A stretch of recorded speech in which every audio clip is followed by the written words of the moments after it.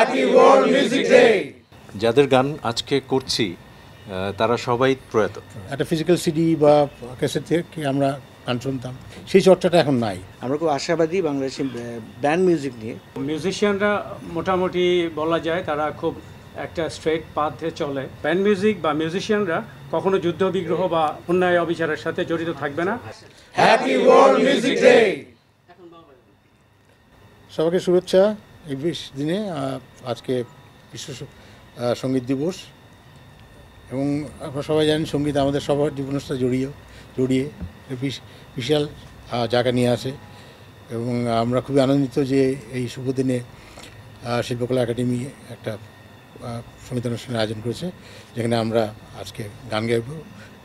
আমাদের legendary band কিছু গান করবো, এখানে পারফর্ম করবো। যাদের গান আজকে করছি তারা সবাই প্রয়াত। বাচ্চু ভাই, তারপর লাকি ভাই, আজম খান। তো শিল্পকলা এরকম একটা প্রোগ্রামের অ্যারেঞ্জমেন্ট যে করেছে, এটার জন্য সাধুবাদ। আর এই ধরনের দিবসগুলোতে যাতে ভবিষ্যতে শিল্পকলায় আসার সুযোগ হয়, সবাই যাতে আসতে পারে, ইনক্লুডিং ব্যান্ড মিউজিশিয়ানস, সেটার জন্য আসলে আশা করি। শুভকামনা সবার জন্য। সবাই অনলাইনে গান শোনে, তো আগে যেরকম আমরা যখন করতাম তখন তো একটা ফিজিক্যাল সিডি বা ক্যাসেট থেকে আমরা গান শুনতাম, এবং শ্রোতারা তাদের প্রিয় শিল্পীর গান বাজার থেকে নিয়ে এসে বাড়িতে শুনতে করতো। সেই চর্চাটা এখন নাই, যার জন্যে সেই অর্থে ইন্ডাস্ট্রিটাও সেরকম নাই।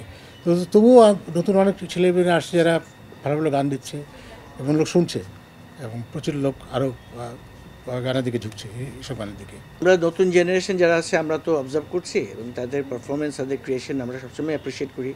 আমরা খুব আশাবাদী বাংলাদেশি ব্যান্ড মিউজিক নিয়ে তথা সামগ্রিক মিউজিক নিয়ে।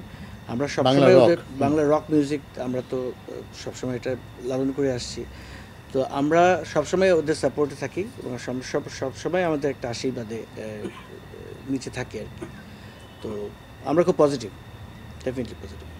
আমরা যারা সঙ্গীত করি বা সঙ্গীতের সাথে যারা জড়িত, এটা আমি বাংলাদেশের কথা বলবো না, গ্লোবালি যারা মিউজিক নিয়ে আছে, তাদের মাইন্ডসেটটা একটু ভিন্ন ধর্মী হয়, ভিন্ন ধর্মের থাকে, তারা একটু কোমলমতি হয়।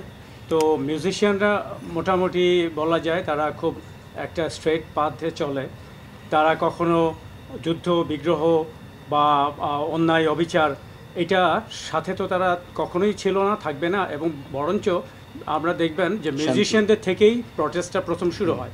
এই ক্ষেত্রে আমরা অনেক লেজেন্ডারি মিউজিশিয়ানের কথা বলতে পারি। আমার এই মুহূর্তে মনে পড়ছে রজার ওয়াটার্সের কথা, বব মার্লি। তারা যত অন্যায় অত্যাচার অবিচার, এই যে প্যালেস্টাইন ইস্যু, এগুলো নিয়ে বরাবরই সোচ্চার ছিল, এবং এগুলো নিয়ে আমাদের বাংলাদেশের ব্যান্ডরাও কিন্তু প্রথম থেকেই সোচ্চার ছিল। এই ধরনের অনেক ব্যান্ড আছে, ফিডব্যাক আছে আমরা বলতে পারি।